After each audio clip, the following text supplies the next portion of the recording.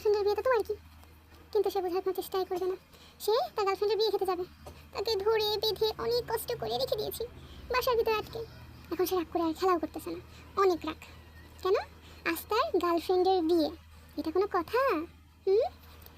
আসো আমরা খেলি, ওই বিয়ের সাথে গিয়ে লাভ নেই, আসো আমরা আবার একটা গার্লফ্রেন্ড খুঁজে নিব, আমাদের লাগবে না ওই গার্লফ্রেন্ড। আসো, আমাদের এমন গার্লফ্রেন্ড লাগবে না, আসো ভুলে যাও সব কিছু, মুভ অন করো। এই তো সাবাস।